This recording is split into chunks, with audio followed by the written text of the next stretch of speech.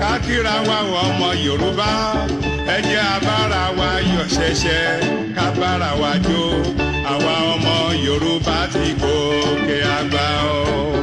ọmọ aráyé sọ wọ́n sọ bírí àwọn pẹ̀gọ́pẹ̀gọ́ ṣẹ́nu bọ́ọ̀lì wọ́n sọ bírí wọ́n lọ́jọ́ ní Yorùbá wọ́n lọ́lẹ̀ ní Yorùbá báyìí fẹ́nu ìwọ náà Yorùbá pa Yorùbá dé Yorùbá wọlé ọ̀tá lulẹ̀ olúwo Yorùbá kojú ọ̀tá gbolẹ̀ olúwo ìgbà yìí lọ́la àwa ọmọ ọba ọba bẹ̀rẹ̀ àwa ọmọ Yorùbá ti gòkè àgbà o.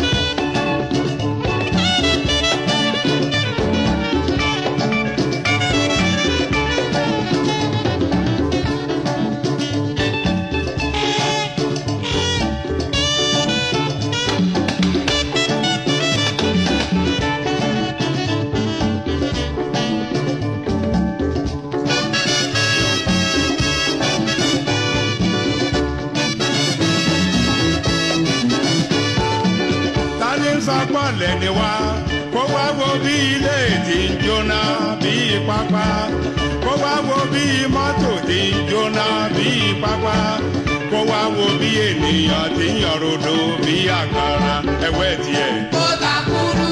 ẹ̀wẹ́ tiẹ̀. kó yọ̀rọ̀dọ̀. ẹ̀wẹ́ tiẹ̀. kó takuru. ẹ̀tún bá mi wẹ́ tiẹ̀. kó yọ̀rọ̀dọ̀.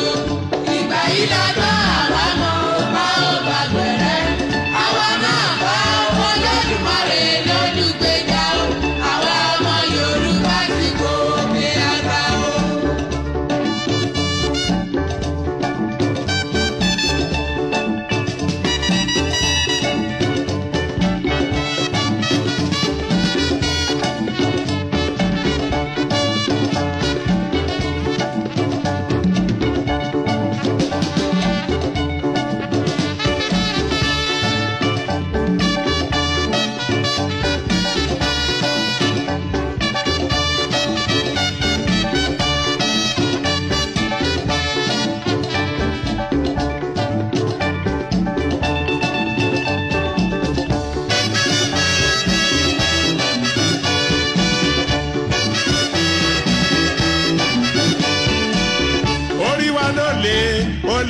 Ó lé ju tí wọ́n lọ o ẹ̀dá wa máa ló mú wọn o àwa ti jàjàyè ẹ̀jẹ̀ ọ̀tá làwa tẹ̀ mọ́lẹ̀ o ká fi ṣètùtù àlátòní lọ òkè la ó máa wà o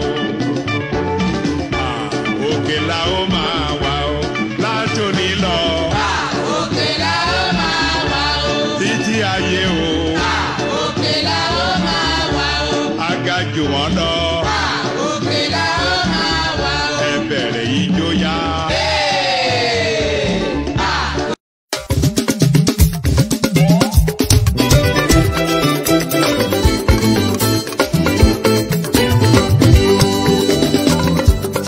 Bẹ́ẹ̀nìyàn bá ronú jinlẹ̀ ní ilé ayé ìrìn sókè ìrìn sódò ọmọ ènìyàn ṣùgbọ́n kínní kan ni mo mọ̀ tó dá mi lójú òtítọ́ ní gbé ní ìkà kì í gbé ní.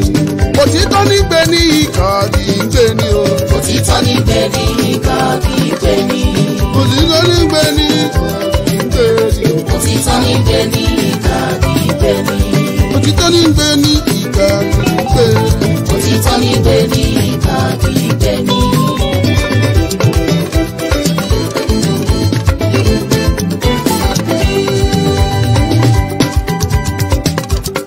mo fẹ́ lówó mo fẹ́ lọ́mọ onílé ayé ìyẹn ló fẹ́ mú kó sọlé ọ̀làdà òru kó wá fẹ́ sọlé ayé ìdàwá ìlọ ó máa ṣe o òtítọ́ ni.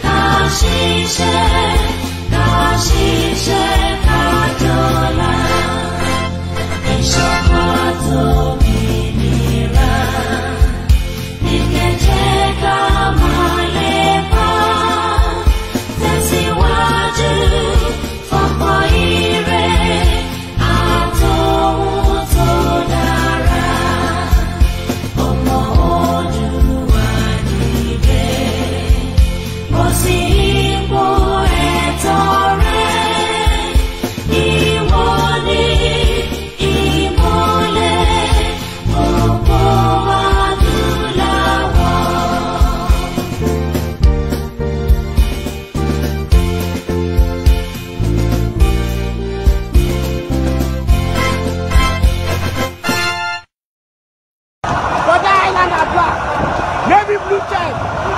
Jakama. Jakama. Jakama. Jakama.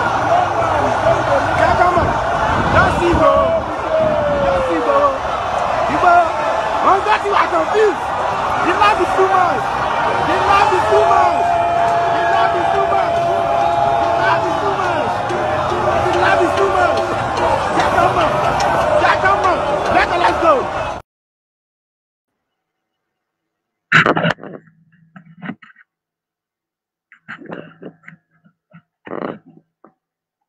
Ẹ kú dédé àsìkò yìí gbogbo ẹ̀yin ojúlówó ọmọ Yorùbá nínú lóko lẹ́yìn òde níbi gíga tí wọ́n ọmọ lókà TV. Mo kí yín lọ́mọdé lágbàlagbà lọ́kùnrin lóbìnrin lónílé lálejò lóyún láṣẹ ẹ̀dùn mo kí gbogbo yín o. Ẹ kú dédé àsìkò yìí. Ẹ kú àmúmọ́ra, ẹ kú kó ba lè dá, ẹ kú kó má bàjẹ́. Mo kí yín gbogbo ẹ̀yin olólùfẹ́ ọmọ lókà TV. Mo dé gẹ́gẹ́ bí mo ṣe ń dé. Mo tún wá sí wa létí ni gẹ́gẹ́ bó ṣe ń lọ. Ẹ̀yin tí ẹ gbúrò wa lẹ́nu ọjọ́ mélòó kan ní bínú sí wa ni. Àwọn tó ní nẹ́tíwọ̀kì tá à ń lò wọ́n ní nẹ́tíwọ̀kì wọn ò dáa, wọ́n ní nǹkan bàjẹ́, so àárín nẹ́tíwọ̀kì lò ní bínú sí wa. Mo dẹ̀ mọ̀ pé ẹ lè bínú lọ́pọ̀lọpọ̀ yín tẹ́bà tí ìrí Ọmọlúkà wò ní àpín tí ìrí kankan wò torí pé ẹ̀ tí ìrí Ọmọlúkà ni. Ọ̀pọ̀lọpọ̀ àwọn èèyàn ló wà nílẹ̀ ní rẹpẹtẹ tó jẹ́ oríṣiríṣi ni wọ́n ń wò lọ́tùn lósì, ṣùgbọ́n pẹ̀lú oore ọ̀fẹ́ àti àánú Ọlọ́run ni Ọlọ́run ti gbà fún gbogbo yín tẹ́ fi mọ̀ pé Ọmọlúkà ó wà níbì kan, ọmọ wa ni a nífẹ̀ẹ́ a dẹ̀ fẹ́ kó a fẹ́ máa wo fídíò ẹ̀ ní gbogbo gbà. Mo ní láti dúpẹ́ lọ́wọ́ yín o. Ẹ ṣé, mo dúpẹ́ mo dúpẹ́ pẹ́ òkun. Lénìí àjọ máa yànnàná àwọn ọ̀rọ̀ kọ̀ọ̀kan fúnra wa tí mi ò ní ṣe aláìmásọ. Bó tiẹ̀ jẹ́ wípé òye kò yé ọ̀pọ̀lọpọ̀ àwọn èèyàn wa, bọ̀ síbẹ̀síbẹ̀ àwọn òtítọ́ tá a bá ń rí a gbọ́dọ̀ máa gbé jáde káwọn èèyàn wa lè mọ̀ pé yes wàhálà ṣe kí ni o, wàhálà ń bọ̀. Tá a bá sọ pé wàhálà ń bọ̀, àmọ́ ń tá a rí tá a fi ń tẹnu mọ́ pé wàhálà ń bọ̀. And àdẹ̀níṣaláì máa sọ ìdí ni pé bó ṣe ń lọ a fẹ́ kí gbogbo wa pápátá ká understand ìdí tá a ṣe ń tẹnu mọ́ ni àdẹ̀fẹ́ kí ó délẹ̀ tán kó wá dàbẹ́ ni pé bóyá àwa mọ ibi tá a fẹ́ fi orí ọ̀rọ̀ tì sí. So a gbọ́dọ̀ wà very very careful lásìkò yìí. Ìdí nìyẹn tí mo ṣe ń fi ọgbọ́n tí mo ṣe fi ń gbé ọ̀rọ̀ ìkàlẹ̀ náà. Ẹ súnmọ́ bí kẹ́ bá mi pín ètò yìí kí n bá lè tún tú àwọn àṣírí kan fún yín. Ṣé mọ̀ pé inú Nàìjíríà la wà, ọgbọ̀ngbọ́n náà la fi máa gbé ọ̀rọ̀ wa, ó ní bá ṣe lè gbé kalẹ̀, a gbọ́dọ̀ jọ mọ́lẹ̀ bẹ́ẹ̀. Ṣùgbọ́n mo ń fi yé yín ni pé we have a lot of secrets tó jẹ́ pé a kàn ń fi ọgbọ́n àfi ń tò ní. Ọlọ́run jẹ́ ká bọ́ sọ́wọ́ ayé. Kabiru Adébáyọ̀, brother mi pàtàkì, you are welcome. Ojú òní tiẹ̀ o. Àwọn tí a nu ní Kòtónú, God bless you for me. Káró owó Ọmọ́táyọ̀ ẹ káàbọ̀ yìí tèmi ní TikTok. Ẹni táráyé ń fẹ́, God bless you. Ayé ó dẹ̀ máa fẹ́ lọ ni. O ní ṣubú dànù o. Mo dúpẹ́ lọ́wọ́ yín. Ẹ̀yin tèmi ní Facebook, ní YouTube, gbogbo yín mo kí o. Ẹ ṣeun. Ẹ jẹ́ kí n fàsìkò yìí kí n fi kí gbogbo ẹ̀yin bàbá mi pápátá bẹ̀ látọ̀dọ̀ bàbá Professor Banji Akíntóyè. Mo kí bàbá ẹ dàgbà ẹ dògbó ẹ dàrúgbó ẹ gbẹ pẹpẹ láyé lójú ayé yín lójú ẹ̀mí yín la máa gba Yorùbá nation. Wọn ò ní gbà lẹ́yìn yín o bàbá láṣẹ Olódùmarè. Mo kí olóyè Sunday ọmọ Adéyẹmọ, gbogbo ẹ̀yin fans mi, gbogbo ẹ̀yin olólùfẹ́ mi, mo kí yín pátápátá. Ìgbòho Òòṣà, owó bàbá dá mi, mo kí yín. Bàbá Èkìtì, gbogbo yín mo kí. Ní ìkúkú lólódì ẹ̀yìn kọ̀ọ̀kan. Ṣùgbọ́n ẹ̀yin ọmọ Yorùbá ni mo wá bá sọ̀rọ̀. Nǹkan tí mo dẹ̀ torí ẹ̀ wá ni wípé tá bá sọ pé Yorùbá fúnra wọn ò ṣe máa sọ, ṣùgbọ́n mo tún fẹ́ pe àkíyèsí yín sí àwọn nǹkan kan. Ẹ pín prógrámù yìí o. Mo fẹ́ pe àwọn àkíyèsí wa sí àwọn nǹkan kan tó ń ṣẹlẹ̀ ṣùgbọ́n tí Yorùbá ò wò bẹ́ẹ̀. Ẹ̀yin kábíyèsí wa gbogbo, mo ní àmọ̀ràn tí mo mú bọ̀ wá fún yín ṣùgbọ́n kì í ṣe èmi. Ẹ jọ̀ọ́, nígbà tí Gumi, ṣé Gumi ló jàbí Gumi or Gumi, nígbà tí Gumi tó ń dún pátápátápátá láyé Buhari a nítorí pé Buhari wà bẹ́ẹ̀ láyé ṣe gbà á ṣùgbọ́n gbogbo wa pápátá a fail láti mọ àwọn tó wà behind Gumi àwọn wo ló gbé Gumi àwọn wo ló back ẹ̀ up and this is what I will keep on telling you my people. tó bá sọ fún mi pé Nàìjíríà pé country kan ni ẹ̀ǹkan ara yín jẹ ni Gumi dára tó wù Gumi jáde ó jẹ́ kí gbogbo ayé mọ̀ pé bàbá àṣàlẹ̀ àwọn kidnappers lòun jẹ́ ó jẹ́ kí gbogbo ayé mọ̀ pé bàbá àṣàlẹ̀ àwọn herdsmen lòun jẹ́ kò fi pamọ́ ṣùgbọ́n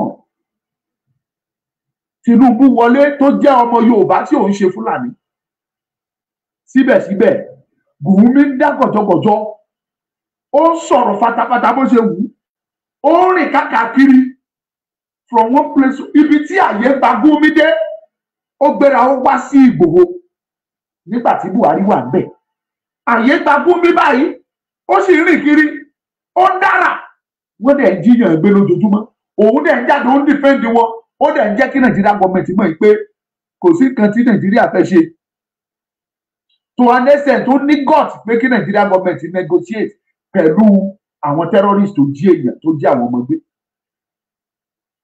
ẹ jọ̀ọ́ ẹ̀rí wo Amẹ́ríkà bí ò tiẹ̀ mọ́wọ́ bí ò mẹsẹ̀ bẹ́ẹ̀ Amẹ́ríkà àti ẹ̀ ti kọ́kọ́ gbé wọ́n á gbé pé máa bọ̀ tí ẹ̀ jẹ́ ká béèrè ọ̀rọ̀ lọ́wọ́ ẹ̀ gbọ́ tó tiẹ̀ ń sọ̀rọ̀ nípa àwọn pípì ẹ pín kí ní ìsìlẹ̀ wọ́n á ti béèrè ọ̀rọ̀ lọ́wọ́ ẹ̀ pé kí ló ń ṣẹlẹ̀ ṣùgbọ́n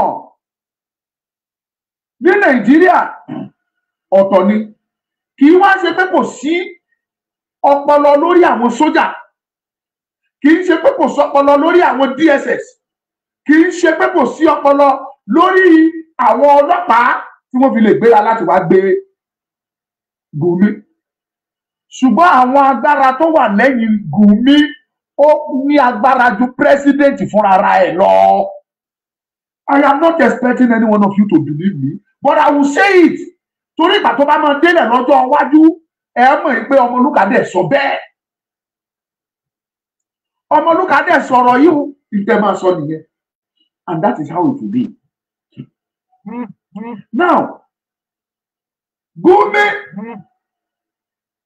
ó sọ fún Nàìjíríà pé kò sí tí Nàìjíríà fẹ́ fòun ṣe the only thing that lè ṣe ni pé lọ negotiate pẹ̀lú terrorist imagine ẹ̀yin èèyàn mi kí àwọn Fúlàní àwọn terrorist tó jí ọmọ gbé ká máa request fún 40 trillion naira kò papọ̀ mọ́ àwọn mọ́tò tí wọ́n béèrè o àtàwọn nǹkan mìíràn èló ni bọ́jẹ̀tì Nàìjíríà lọ́dún bọ́jẹ̀tì Nàìjíríà gbogbo Nàìjíríà pátápátá kò pé 30 trillion it's about 27 trillion naira àwọn dẹ̀ request fún times 2 40 trillion èmi bẹ́ẹ̀ mọ̀ pé wọ́n mọ̀ọ́mọ̀ kó àwọn ọmọ wọ̀nyẹn wọ́n fi ròdán ni wọ́n nídìí owó àwọn pípù yìí múra ogun ẹ̀yin Yorùbá lẹ̀ fúnra kàkàká fúnra ńṣe là ń bára wa jà ẹni tó dìde tó sọ fún yín wípé òun ṣetán láti defend Yorùbá land ẹ̀yin kan kóra yín jọ ẹ̀ pè lórúkọ kàkàká yìí náà lọ múra láyé ara yín kẹ́ ẹ ṣiṣẹ́ tí gbogbo àgbáyé fi gbà fún yín tí wọ́n fi sọ pé rárá kì í ṣe Sunday Igboho ni ẹ̀rín yìí ló yẹ ká tẹ̀lé ẹ̀ ṣe kàkà bẹ́ẹ̀ ń ṣe lẹ gbẹnu àtẹ̀lù Sunday kì í ṣe lẹ̀ yìí jà àwọn ọ̀tá wọ́n dẹ̀ múra ogun wọ́n lérí ogun kíkan nítorí nítorí mi. Gumi wà bẹ́ẹ̀ ó ń dá gọ̀jọ̀gọ̀jọ̀ Nàìjíríà gọ́ọ̀mẹ̀ntì ò fi kankan ṣe lè fi kankan ṣe ìdí ni wípé àwọn tó wà lẹ́yìn ọ̀fà ẹ̀ ó ju òjé lọ. ó ju òjé lọ òye lè má yé yín ẹ̀yin lè má mọ̀ táwa bá ń ké pátápátá tá à ń fẹ̀ fún tá à ń ké táyà wa ń fẹ̀ tẹ̀ pé Nàìjíríà òun ṣe ìpín ẹja pín ó ní ń tá a rí ó ní ń tá a rí tá a fi ń pariwo fáyé pé ibi tẹ́ ń bọ̀rọ̀ yìí lọ ó léwu ẹjí ẹ̀yin ọmọ Yorùbá àwọn Ìgbò dẹ̀ rèé wọ́n gbọ́n Ìgbò gbọ́n Yorùbá ni ò gbọ́n àwa ni ò ní plan àwa là nípinnu kankan. Òun ló ṣe ń ta mí lára wípé tó bá délẹ̀ tán kó má lọ bá wa lábo. Ó léwu ọmọ Yorùbá, ó léwu. Àwọn Ìgbò wọ́n lọ́gbọ́n tí wọ́n. Yorùbá kí ló ń ṣe wá? Ẹ wá wo gbogbo kẹ́ ẹ bá lè mọ̀ níbi tí mò ń lọ o. Ṣé ẹ wá rí gbogbo àwọn tó ń bá fi Gumi? Kì í ṣe Gumi nìkan. Mọ́ríkàs tó wà lẹ́kọ̀ọ́, bàbá tó wà lágége yẹn, ó wà lára wọn. Olúwo ó wà lára wọn. Àwọn ọba kankan wà lára wọn, àwọn ìmáàmù kankan wà lára wọn. Tó jẹ́ pé ó ní àwọn orílẹ̀-èdè tó fún wọn ní bákọ̀. Tó jẹ́ pé wọ́n back wọn up with money, with power. Tí ẹ̀yin Yorùbá tẹ́ ẹ̀ fúnra. Mo máa ń sọ ní gbogbo ìgbà. I was born to be a respectful person. My mother taught me how to be disciplined, how to respect elderly people, even people that are not up to my age. Ìyá tó bí mi kọ́ mi dáadáa. Èmi náà dẹ̀ kọ́ra mi. Ìdí tí mo ṣe máa ń bọ̀wọ̀ fún gbogbo ènìyàn nìyẹn. Tí n bá ń bọ̀wọ̀ fún ẹ, kò sọ wípé bóyá mo jẹ́ ojo. Mi ò hate ọba. Olúwo tí mo máa ń sọ̀rọ̀ ní gbogbo ìgbà nípa ẹ̀. Tèmi àti ẹ bá jẹ́ ẹgbẹ́ tàbí tí mo bá jù lọ, bàbá mi ló jẹ́ àsọba. Ìyẹn tó bá jẹ́ pé ó jẹ́ ọba gidi nílẹ̀ Yorùbá o. Ibo ṣe jẹ́ yìí kì í ṣe bàbá tèmi. Mi ò dẹ̀ mọ ìrandíran ẹ̀ rí. Mi ò mọ̀ rí. Tó bá jẹ́ ọba tọ̀rọ̀ Yorùbá ká lára, tó bá jẹ́ ọba tó bọ̀wọ̀ fún àṣà àti ìṣe Yorùbá, èmi gẹ́gẹ́ bí ẹnìkan máa acknowledge ẹ̀ gẹ́gẹ́ bí bàbá mi. Ṣùgbọ́n kì í ṣe bàbá o. Torí ó ní àwọn tó lóyà sí. Olúwo ò lóyà sílẹ̀ Yorùbá, ó láwọn tó lóyà sí. Bọ̀ kì í ṣọ̀rọ̀ ẹ̀ ni mo wá sọ. Mo wá ṣe àlàyé ọ̀rọ̀ yí ẹ̀ lọ́sọ̀dọ̀ ẹ̀ ni. Àwọn tó ń fún àwọn pípù yìí ní backup, wọ́n wá ní agency kan tí wọ́n ń lò tẹ́mi ọmọ Nàìjíríà tẹ́ ẹ̀ fúnra. Mo fẹ́ bèrè question kan lọ́wọ́ yín o. Mo dẹ̀ fẹ́ kẹ́ ẹ dá mi lóhùn nínú comment section. Ẹ̀yin tẹ́ current dáadáa. Nígbà tí Tinubu wọlé, ó ní gbogbo security agency yẹn olóòfẹ́ change wọn fẹ́ rìṣọ́ọ̀bù ẹ̀. Ó dẹ̀ ṣe, ó change army, ó fún Yorùbá. Ó change police, ó change custom, ó change immigration, ó change èwo ló tún ṣe, ó ṣàṣèjì wọn bẹ́ẹ̀ yẹn. Ó change gbogbo àwọn road safety, ó ṣe. Lẹ́yìn tó ṣe gbogbo ẹ̀, àjọ kan wà tó jẹ́ pé wọ́n fẹ́ẹ̀ lágbára ju sójà lọ. Wọ́n kọ̀, wọn ò change ẹ̀. Ọmọ Fúlàní ló wà níbẹ̀ di ọ̀la. Ta ló lè rántí àjọ yẹn kó sọ fún mi? Ẹ jọ̀ọ́ ẹ sọ, ẹ bá mi kọ jáde nínú comment. Àjọ yẹn wọ́n ní àtọ́bẹ̀ lágbára ju Nàìjíríà mi lọ. Àwọn àjọ yẹn wọ́n ti sọ fún bàbá wa pé má gbìyànjú ẹ̀. Àwa sọ kó change ẹ̀. Àwọn ọmọ Yorùbá tó competent tán lè di ipò yẹn mú wọn wà rẹpẹtẹ. Kó dẹ̀ fún ọmọ Yorùbá kó mú ọmọ Ìgbò kó fi síbẹ̀. Kò sí tí fi ṣèyàn, kì í ṣe dandan kó jọ ọmọ Hausa ni kó wà bẹ́ẹ̀. Ẹ mọ̀ náà, ẹ bá mi kọ jáde ní kọ́mẹ́ǹtì. That security agency tí Tinubu tí ò ní agbára láti yọ, ó ní agbára ẹ̀bọ̀ tó kọ̀ kò lè lò torí pé kí ni àwọn kan wà tí wọ́n lágbára ju ìfúnra ẹ̀ lọ. Àwọn wọ̀nyẹn gẹ́gẹ́gẹ́gẹ́ làwọn Fúlàní lò ó. Tẹ́ ẹ̀ bá máa sọ DSS ni. DSS ẹ kàn rí pé DSS jẹ́ Nàìjíríà gọ́ọ̀mẹ̀ntì kìíní ni. Bó ṣe jẹ́ Nàìjíríà gọ́ọ̀mẹ̀ntì agency tó jẹ́ security agency under Nàìjíríà gọ́ọ̀mẹ̀ntì yẹn. Àwọn kan wà tó jẹ́ pé àwọn náà ń fún ìbẹ̀yẹ tí wọ́n ti hijack ẹ̀ mọ́ Nàìjíríà gọ́ọ̀mẹ̀ntì lọ́wọ́. Mo ń sọ fún yín categorically ni Tinubu ò ní change ẹ̀ láyé. Bí tí tó wà bẹ́ẹ̀ ló máa ṣe direct to DSS. Ọ̀ǹtì tí Fúlàní mi bá débẹ̀ tó bá yọ bí tí tó tún fi Fúlàní mi sí. Tí Tinubu bá máa yọ, máa garanti yìí gan tó bá yọ. Bóyá ó bẹ̀ wọ́n ni pé kán má gba àgbà ìsọnù, mo lè bẹ́ẹ̀tì ẹ̀ pẹ̀lú yín. Tinubu á tún gbé ọmọ Fúlàní mi àti gbé sílẹ̀. Àwọn Nàìjíríà àwọn tó níbẹ̀ wọ́n ti rí DSS yẹn gẹ́gẹ́ bí avenue tí wọ́n pa wọn lónìí. Ẹ má bá wọn dùn. Nàìjíríà army and DSS wọ́n believe páwọn lónìí Nigerian Army Chief of Army Staff tí Tinubu fi ọmọ Yorùbá sí ó bí Fúlàní nínú wọ́n jà á. Chief of Custom tí Tinubu fi ọmọ Yorùbá sí oorun wọn nínú nǹkan méjì yẹn papọ̀ mọ́ DSS àwọn Fúlàní ò fi bá ẹ̀dá aláyè ṣeré ẹ wádìí dáadáa ẹ rí i pé over 30 years lọmọ Yorùbá ti fi mú gbóòórùn Chief of Army Staff náà ti fi mú gbóòórùn ẹ̀ last over 30 years lọmọ Yorùbá ti fi mú gbóòórùn ẹ̀ ta lọmọ Yorùbá tó ṣe last I think is bàbá tó kú láìpẹ́ ìkìlọ̀ pẹ̀ Ọládipúpọ̀ Díyà ló ṣe last láyé Sani Abacha ló ti ṣe Chief of Army Staff last. Bẹ́ẹ̀ ni mo sọ fún yín ẹ̀ka ọdún ẹ̀ 1993 to date kẹ̀bọ̀yọ̀ ọdún tó jẹ́ that is about 31 years now. kájà àgbàgbọ́ ọdún tó kọjá náà yàn wọ́n that is 30 years over 30 years lọmọ Yorùbá ti fi mú gbòòrùn Chief of Army Staff last kánṣẹ́ tó wá yan ilé ìfẹ́ yẹn ó ń bí Fúlàní nínú kọ́sítọ́ọ̀mù tí wọ́n gbà lọ́wọ́ wọn ó ń bí wọn nínú ẹ̀yin fúnra yín mo yọ ọdún tó tọmọ Yorùbá ti fi mú gbòòrùn kọ́sítọ́ọ̀mù last ẹjọ́ adẹ̀lájú orílẹ̀-èdè kan ẹ má jẹ́ ká parọ́ fúnra wa àwa mọ̀ pé Nàìjíríà ò kì í ṣe kan a máa kígbe ẹ̀ bá implement ẹ̀ bá máa implement ẹ̀ bá foríkorí kígbe jáde pé abẹ́dádúró ẹ̀ bá máa sọ àwa máa sọ láyé ara wa bẹ́ẹ̀ bẹ́ẹ̀ lágbára tẹ́lẹ̀ ẹ fẹ́ pa wá nítorí máa sọ keep it on tọ́lọ́run bá fún yín ṣe you are free ṣùgbọ́n Ọlọ́run táwa mọ̀ yìí o Ọlọ́run Olódùmarè ọba tí ò pé méjì tí gbogbo ayé ń ké pè èmi mọ̀ pé Ọlọ́run ò kì í ṣe bí kì í dúró sẹ́yìn oníkà ẹ̀ pín program ẹ̀yìn tẹ̀ ń wò mí kì í dúró síbi ìkà rere lọ́lọ́run. ẹ̀yin tẹ̀ ń wò mí ní TikTok God will bless you tó o bá follow mi ní TikTok follow me right now follow me now God will bless you tí bá ti ń parí máa follow ẹ padà tó bá wò mí ní YouTube tó o subscribe bá mi subscribe kó dẹ̀ pín program yín.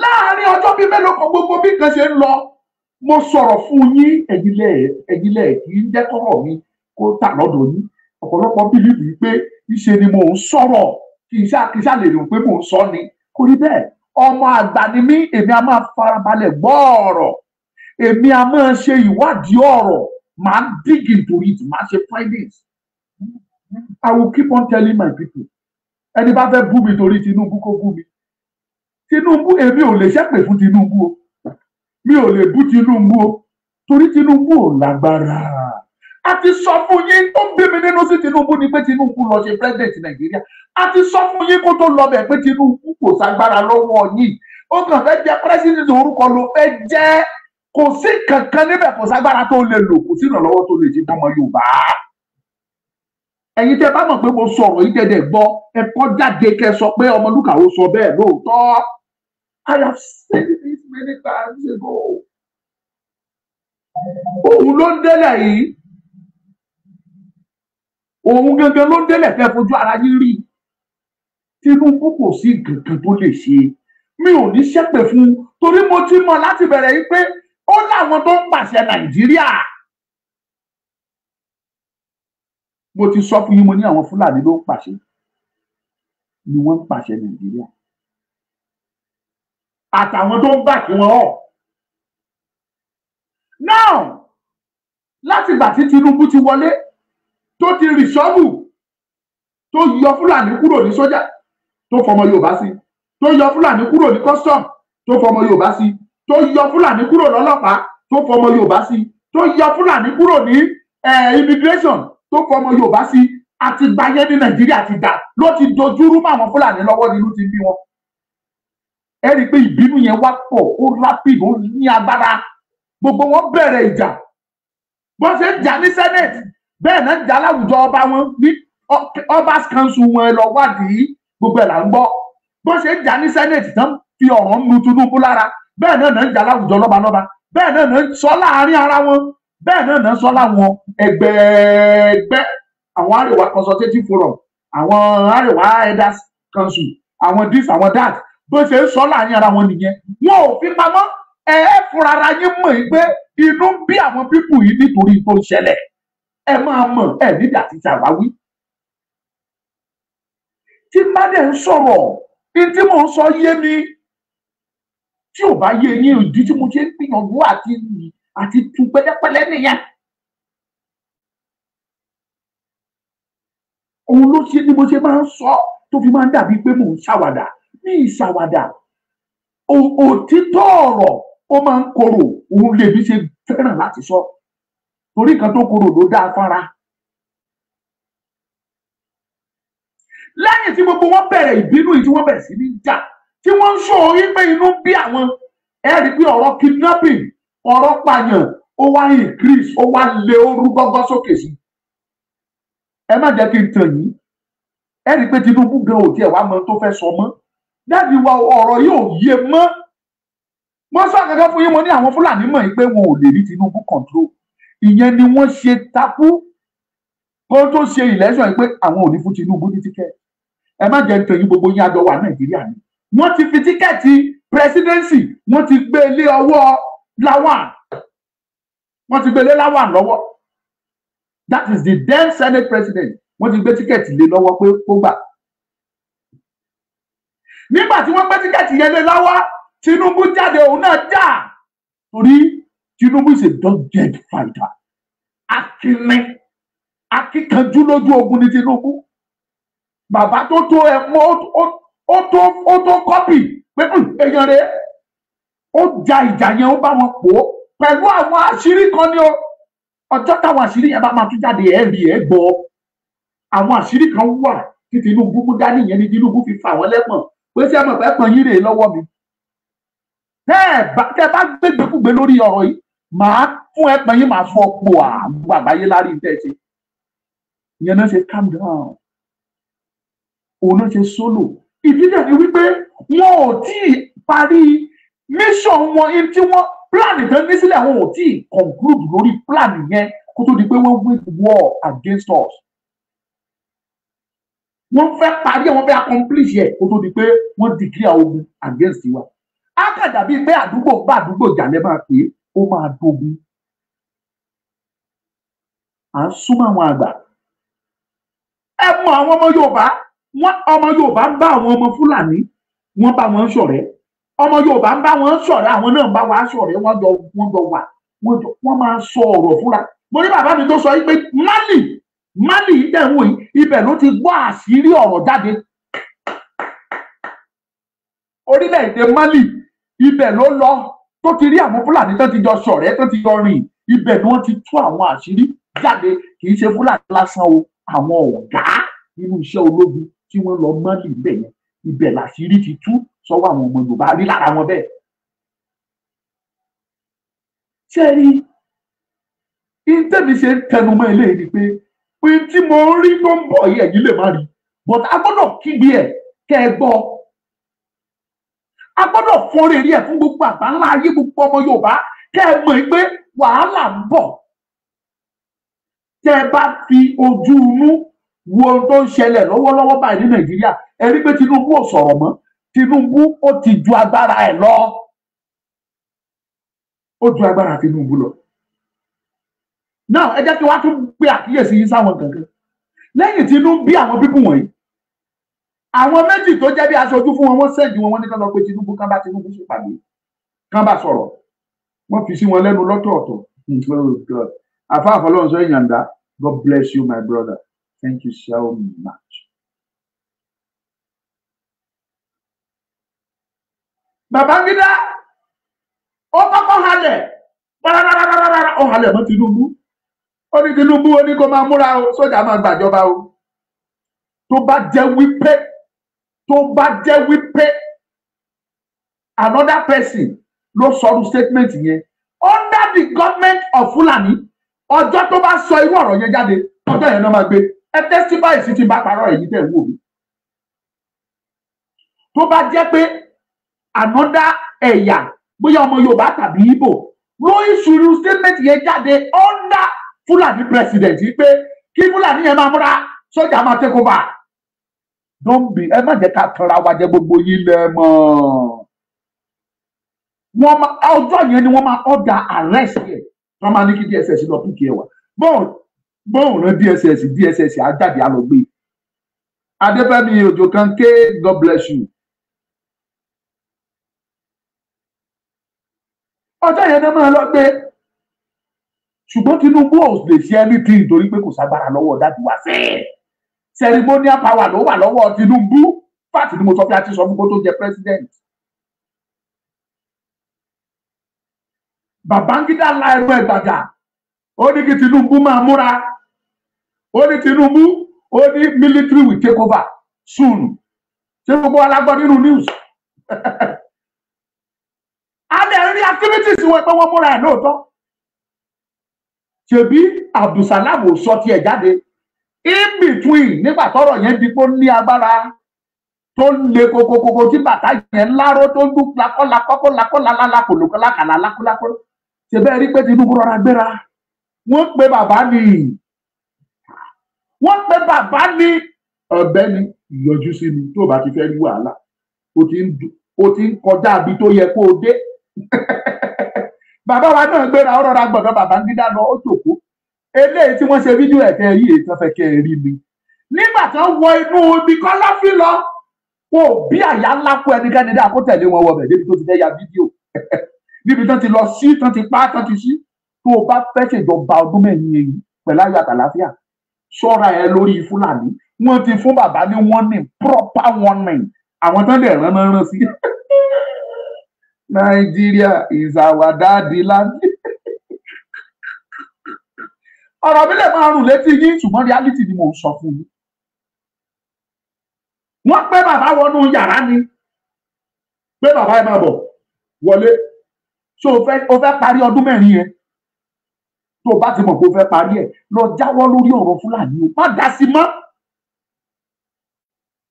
ẹ máa wo nǹkan tó máa ṣẹlẹ̀ lẹ́nu ọjọ́ mélòó kan yìí ó kúrò mẹ́ ó gbàdọ̀ Abdulsalam lọ ìyẹn náà conclude tiẹ̀ àwọn méjèèjì yẹn àwọn ni typical representative of Fulani right now including El-Rufai ṣe ara àwọn mẹ́ta tí mo dárúkọ fún yín Babangida Abdulsalam El-Rufai ẹ̀ẹ́lì làwọn mẹ́tẹ̀ẹ̀ta yìí El-Rufai yẹn ló kọ́ bá gbogbo wọn pápátá ẹ̀ẹ́lì ni wọ́n ò bí àyálà fún anybody dá kó ta fẹ́lẹ́fẹ́lẹ́ lẹ́gbẹ̀ẹ́ Fúlàní àwọn wọ̀nyẹn they can do and undo and the most painful part of it ni pé wọ́n ti kó èyí tó pọ̀ nínú owó Nàìjíríà wọ́n ti kó in dollars ó wà lọ́kàwọ́ wọn wọ́n ti fi ra àwọn nǹkan èlò tó máa fi kojú yín tó bá dójú ẹ̀ torí gbogbo wọn pátápátá ló mọ̀ pé ogun ń bọ̀ àwọn mọ̀ báwọn fẹ́ já mi. àwa Yorùbá àwa là ní kankan àwa là ní any plan pàtí là ń ṣe kiri ká pé kó àwọn kó wá ṣeré fún wa ká pò bẹ́ ṣeré ẹ pé Òṣùpá ẹ pé Pàṣọ ẹ pé lérè ti bí kẹpà ayé fẹlẹ kẹ máa ná bẹ́ẹ̀lì owó odidi kẹ máa lẹ̀ mọ́ wọn lórí ìgbì kẹ mọ̀ pé Yorùbá lówó ìtawà ń ṣe kiri nìyẹn àwọn plan wọ́n preserve ilẹ̀ tọ́lọ́run fún wọn wọ́n dẹ̀ fẹ́ gbà tọ̀dọ̀ yín náà mọ́ tiwọn ẹ̀yin sùn ẹ̀ ń ṣe pàtí kiri Yorùbá.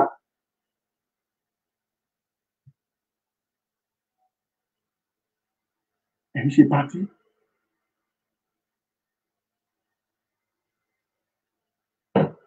ẹni tó bá wù kó gba ọ̀rọ̀ mi gbọ́ ẹni tó bá dẹ̀ wù kó má gba ọ̀rọ̀ mi gbọ́ èmi ò ń fagídí mo ti sọ máa ìdí tèmi but ẹni tí ó bá fi ìpèrè ọmọ pa láfún irú ẹ̀yìn táwọn ń ṣe pẹ́tẹ́pẹ́tẹ́ nínú TikTok báyìí get to the bush ẹ já dànù lórí program fún mi I didn't invite you.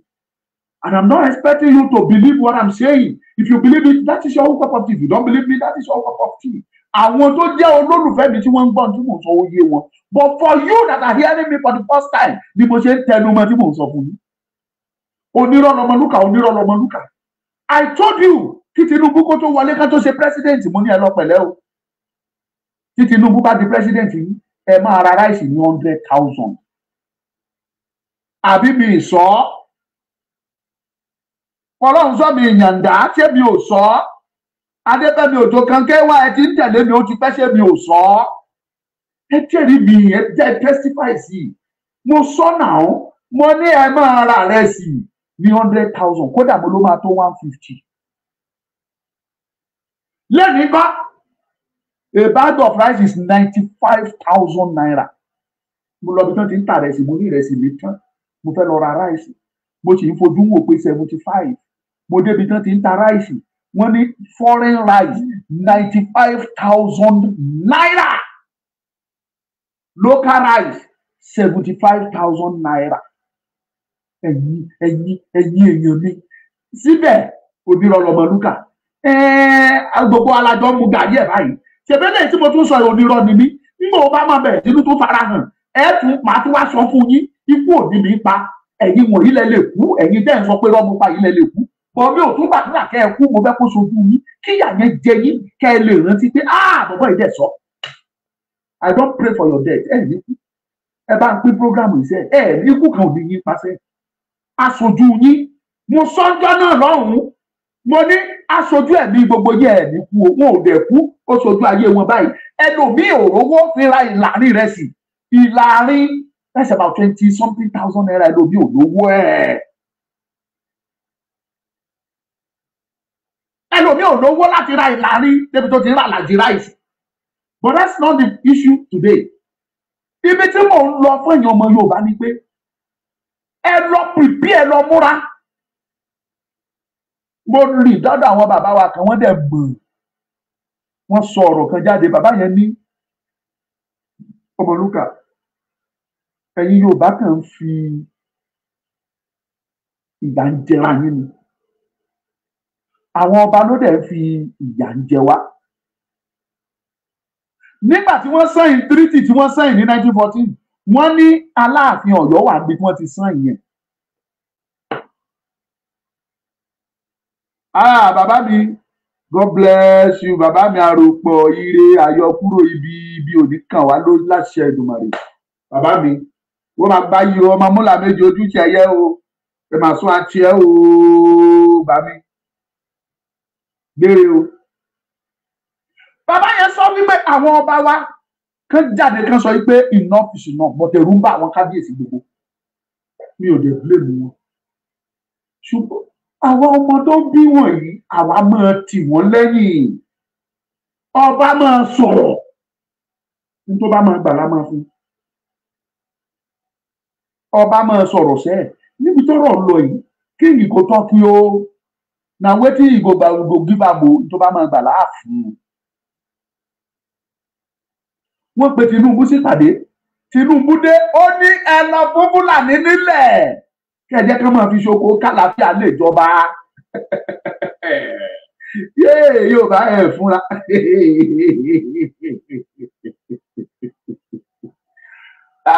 Ọlọ́run Olódùmarè tó tó ẹ òyìnbá tẹ ẹ bá wo landscape mo bọ ìwò bóyá mo sì ní bóyá kò sí bí mo fẹ́ fi kò sí ìwé yẹn bí mo fẹ́ fi máàpù Nàìjíríà mo fẹ́ fi hàn yín mo ń bọ̀ máa gbé jáde fún yín sí ilẹ̀ tọ́lọ́run jogún fún àwọn Fúlàní àtàwùsá tọ́lọ́run jogún fún Haúsá tí Fúlàní gbà lọ́wọ́ wọn ó tóbi ní ìlọ́po 4 ju ilẹ̀ Yorùbá lọ máa browse ẹ̀ jáde fún yín sí Nigeria regional map.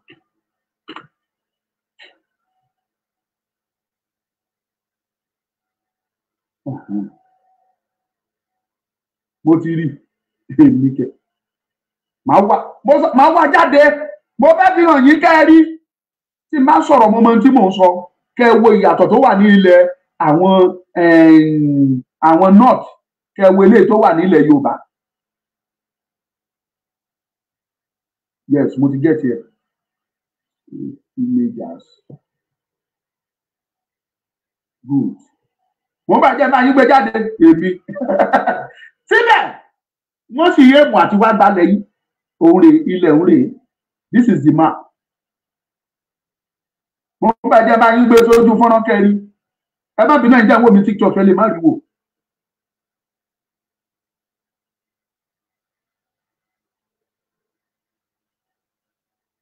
Kí ló ṣẹlẹ̀?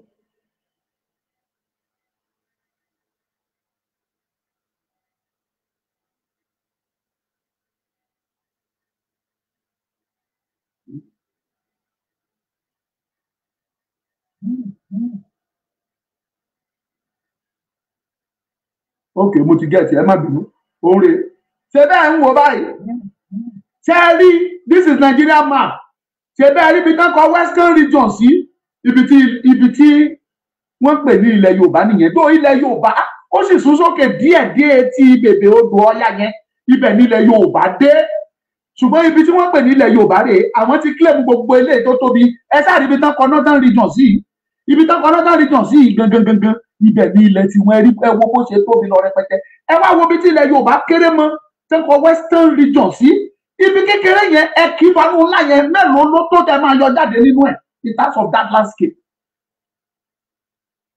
ẹ kọ jáde fún mi nínú kọ́mẹ̀ntì mo fẹ́ èyí tẹ́ ẹ wo mi TikTok ẹ má bínú ẹ lè má rí wo. èmi ló kàn ṣége banza orí yín gbálẹ̀ ó ní continue hating Igbo as far àti ẹ̀yin Igbo tí ẹ bá ṣe wí agbègbè ẹ̀yin mọ́wọ́ I will keep on hating you orí yín dàrú orí yín gbálẹ̀. ṣe bẹ́ẹ̀ rí máàpù tí mo fi hàn yín yet Fúlàní sì ń kílé wọ́n sì wish àti wá gba kékeré tẹ̀mí. ẹ má jẹ́ kí n tàn yín our daddy is kò òye bó ṣe ń lọ kò yé mọ́ ẹ wá jẹ́ kí n tún padà sórí ọ̀rọ̀ Jonathan fún yín mo súnmọ́ ẹni tó súnmọ́ Jonathan ẹni yẹn ti dolóògbé sí kọ́lọ́n kó dẹlẹ̀ fún chief of staff to Jonathan bàbá tèmi ló jẹ́ reality lẹ́ ń gbọ́ ìwé ilé òtí kọjá pé láti ẹ̀ máa sọ pé à ń pẹ̀pẹ́ ọ̀rọ̀ Nàìjíríà ti tú ọ̀rẹ́ bì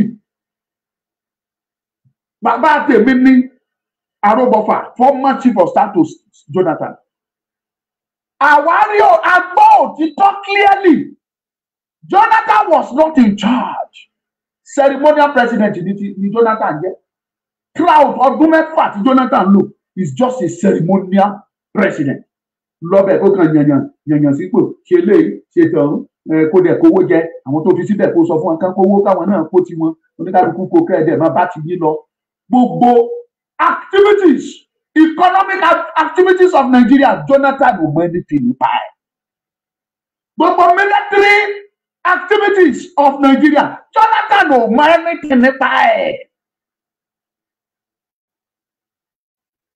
reality ni mo ń bá fún yín yẹn Jonathan ò mọ kankan gbogbo activities tó ń lọ nípa ọlọ́pàá o military o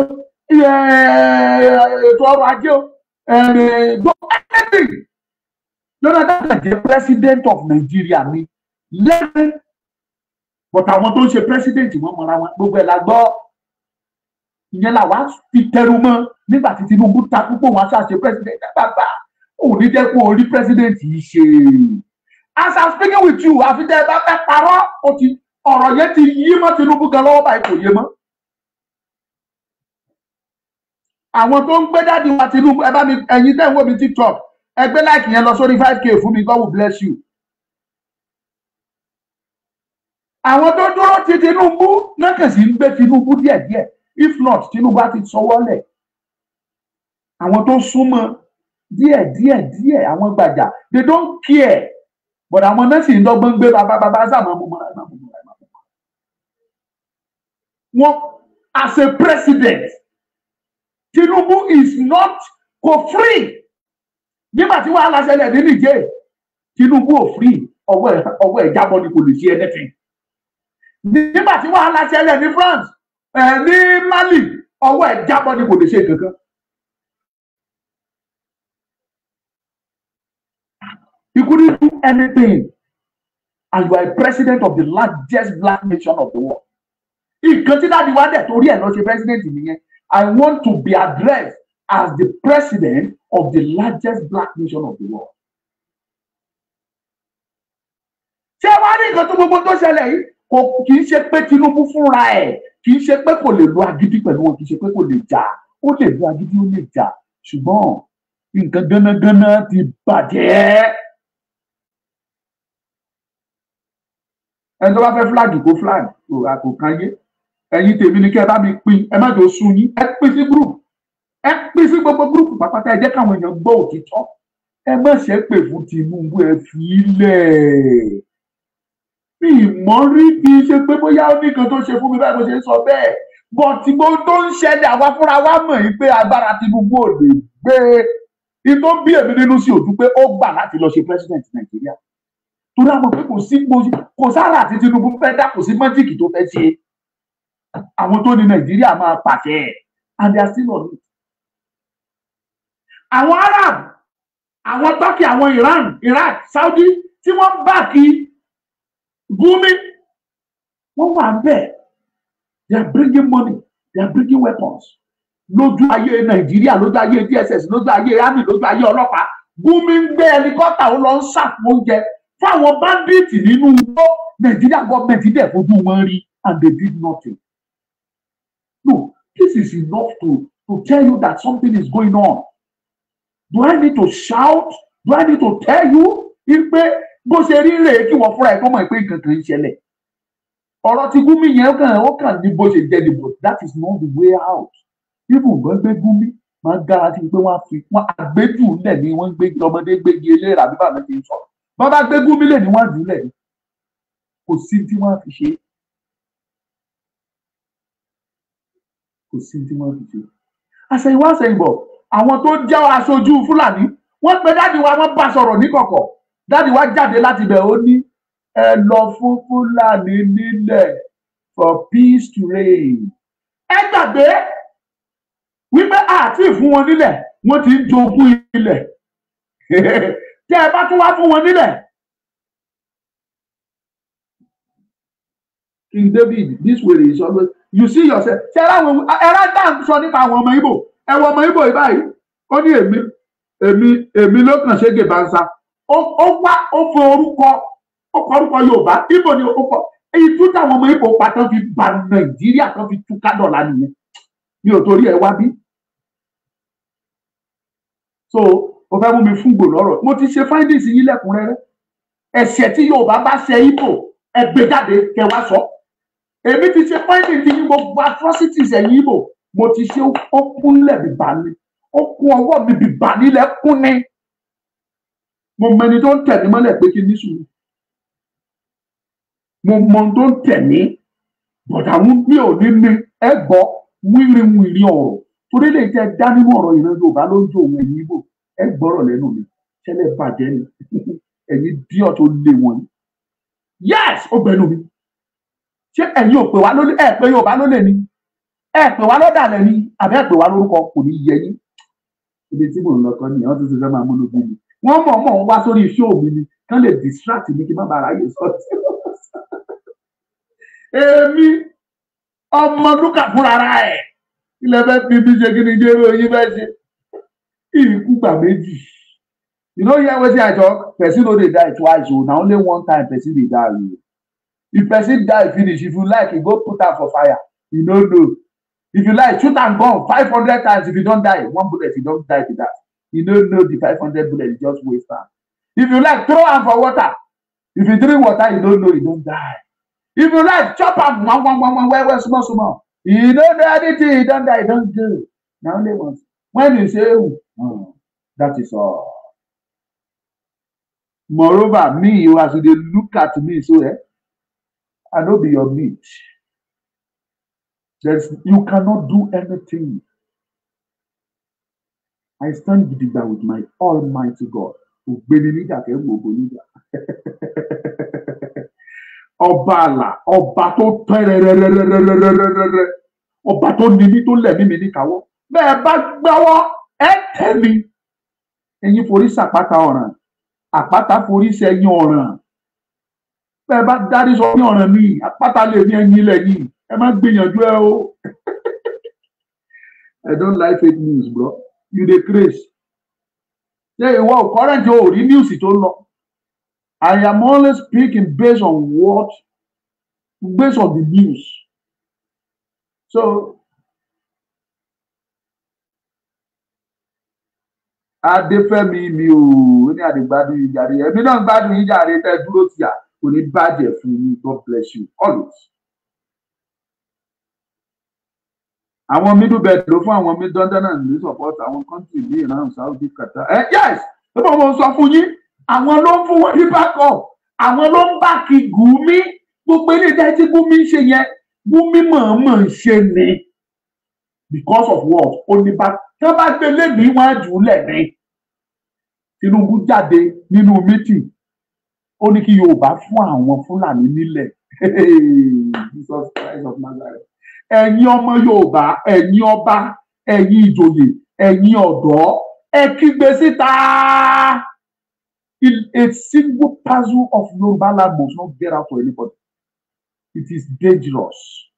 Ó léwu ó léwu ó léwu ẹ má gbìyànjú ẹ má dánwò. It happens in the north. Ọgbọ́n àlùmọ̀kọ́rọ́ yìí ní ṣe wọlé sílé àwọn Haúsá lára. Haúsá ló ní ilẹ̀. Ìran Haúsá ẹ lọ ka ìtàn ẹ gbọ́ nípa ìtàn Haúsá. Haúsá ló ń pè àwọn Haúsá ẹ gbọ́ nípa Haúsá bọ́pọ̀ àti Banza bọ́pọ̀. Ìran mẹ́rìnlá ló ní ilẹ̀ Haúsá ọmọ bàbá mẹ́rìnlá ni wọ́n. Wọ́n láwọn méje wọ́n jẹ́ ọmọ ọkọ gidi. Wọ́n ka àwọn méje míì sí ọmọ àlè.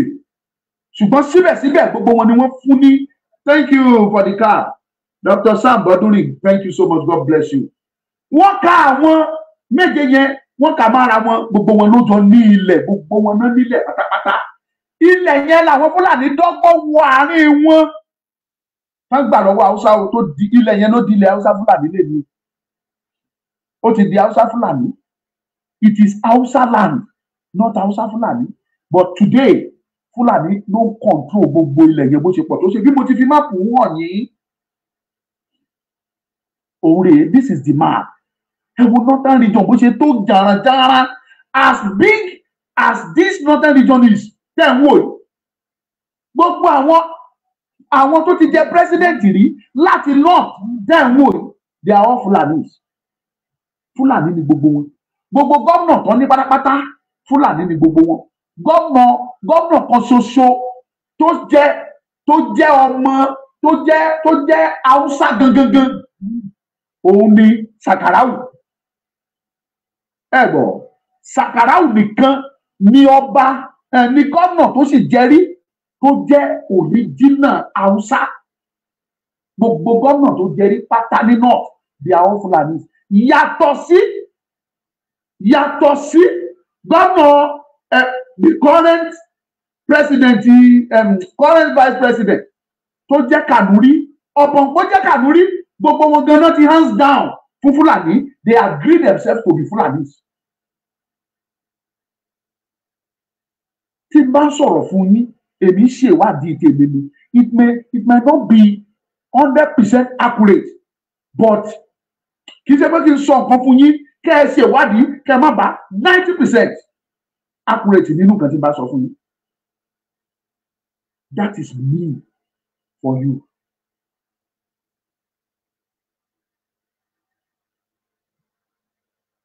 So èmi sọ eléyìí ní Abacha is Fulani now why you accept Abacha? Ṣé Abacha òun ṣe Fulani ni? Abacha is pure Fulani, pure original Fulani ló wà nínú ẹ̀jẹ̀ Abacha. Abacha kò tiẹ̀ ní takòtákó nínú. Look at this my brother. Blood. Oti Baba Akintoye is working for Tinubu and you are one of Baba Akintoye boys. So stop blaming Tinubu. You know serious. Baba Akintoye is working for Tinubu. And ara yóò yá. Anyway, we can use it to cash funds. After all, I am through with my program today. Information tí mo fẹ́ mọ̀ àwọn èèyàn wọ́n ti bọ̀. So ẹ̀yin kábíyèsí wa gbogbo mo lámọ̀ràn fún yín o. Ṣùgbọ́n kì í ṣe léèrè. Kì í ṣe léèrè.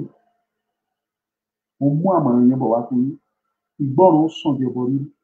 Let us unite and fight this battle once and for all. Oníkálukú ṣe tiẹ̀.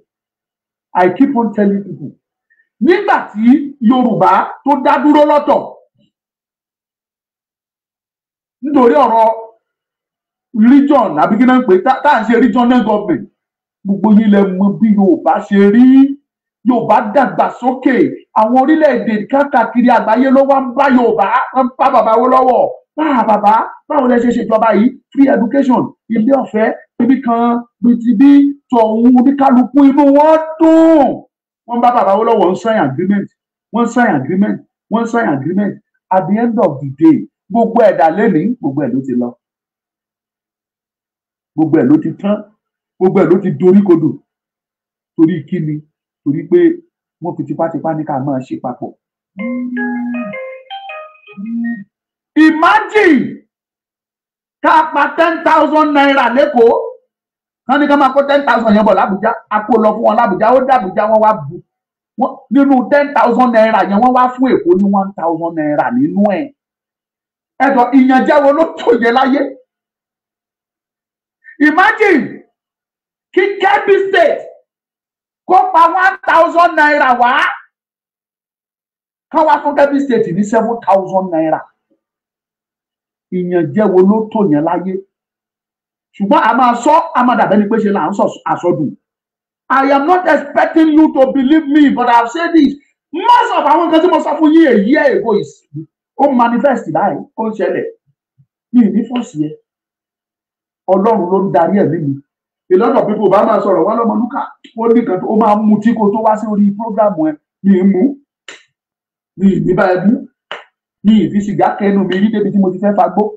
So bí n bá ti débí, it is God that is guiding me. Má dààmú ara ẹ. Màá sọ fún ẹ tí bá tó bá jáde lẹ́nu mi látọ̀dọ̀ Ọlọ́run ni. Tó bá wù yín kẹ́ gbọ́, tó bá wù yín kẹ́ má gbọ́. Èmi sọ eléyìí fún yín ni pé in tó sì ń dá àwọn pípù ìdúró tó wù tí declare ogun against wa ni pé wọn ò tí ì parí àwọn iṣẹ́ kan tí wọ́n ń ṣe sẹ́ẹ̀. Iṣẹ́ yẹn já mọ́ wọn lọ́wọ́ ni owó ti parí ẹ̀ o. Ó já mọ́ wọn lọ́wọ́ ni wọ́n wá fẹ́ rì, wọ́n fẹ́ tún kíní yẹn tò. Wọ́n fẹ́ tún tò, wọ́n bá ti wá tún tò tán, they will now declare the war against us. Reality lẹ́gbọ́ tí máa ń sọ̀rọ̀ pé Yorùbá fúnra mo mọ tí mò ń sọ. Ṣebí Ìgbò ti sọ pé àwọn òde talẹ̀ fàlejò láyéláyé, Ìgbò ò kì í talẹ̀ fàlejò. Ẹ dárúkọ ọmọ Yorùbá tó lọ ralẹ̀ nílẹ̀ Ìgbò, tó ralẹ̀ l'Ábá, tàbí tó ralẹ̀ l'Ónìṣà, tàbí tó ralẹ̀ ní Enugu or Anambra. Ẹ dárúkọ wọn fún mi or Awka tó ralẹ̀ ńbẹ̀ tó fi ń ṣe iṣẹ́ tó dẹ̀ ń ṣe nǹkan tó tóbi ńbẹ̀. Ẹ dárúkọ ọmọ Yorùbá ẹ̀ fún mi. Igbo ò ní talẹ̀ wọn fún ẹ. The same thing applicable to the north. Ẹ dẹ̀ fẹ́ bá ti Yorùbá. Mi ìkúkú blame yín. Yorùbá lè mi blame ṣe bẹ́ẹ̀ yẹ Yorùbá lẹ̀ ń talẹ̀ yín. Ngbà ẹ bá ta arọ́bà aládé nílẹ̀ Yorùbá tó ń ta ilẹ̀ fún Fúlàní. Irú ọba tó ń ta ilẹ̀ fún Fúlàní máa múra o. Ìjọ̀gbọ́n ń bọ̀ wá bá ẹ ní ìdálejò. Ọba tó ń dánwó ẹ̀wò nílẹ̀ Yorùbá. Ebi tó ń pa ẹ́ tó fi ń talẹ̀ ẹ fún Fúlàní yẹn. Ebi yẹn lápá ẹ fún. Àbọ̀ ní ìsọ èyí kábíyèsí wa olóríire, kábíyèsí olóríire ọba o tọrọ Yorùbá jẹ lógún. Yorùbá tó ń talẹ̀ fún Fúlàní. Wá gbọ́ díndín ọ̀rọ̀. Reality ló gbẹ̀yìn o, kì í yá sọ fún ẹ. Àwọn òníyé sòótọ́ fún yín. Ẹ máa talẹ̀ kiri tẹ bá tà tán ẹ wá kó owó ẹ lọ bá fi ṣe pátí.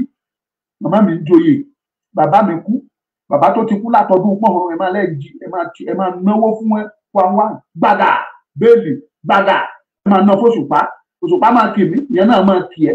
Àwọn tí Ṣínà Peter kì lánàá dà lẹ́ni. Ewé ti tán lọ́wọ́ wọn kò sí kankan mọ́. Àwọn tí kò àwọn kì lánàá dà. Àwọn táwọn olórí kankan kó rajọ tán kì lánàá àwọn dà lẹ́ni. Kò sí kankan bẹ́ẹ̀ mọ́ ṣé ti tán jáde. Ẹ lọ sẹ́pẹ́ amọ̀dá sọ face and protect your land.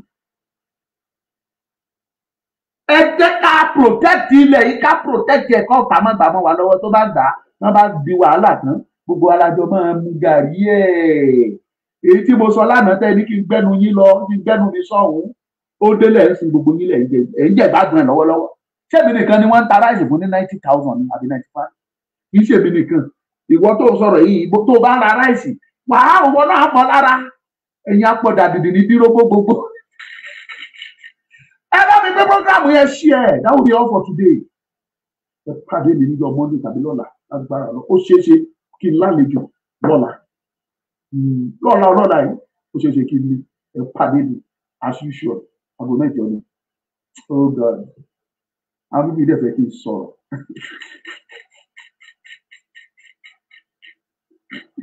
ó yàtọ̀ tí ẹ jáde bùkún ní fórílẹ̀-èdè Yorùbá orílẹ̀-èdè mi kò lè yẹ ẹ kàn tanra yín jẹ ni ẹnìkan ní ìṣèwọ́d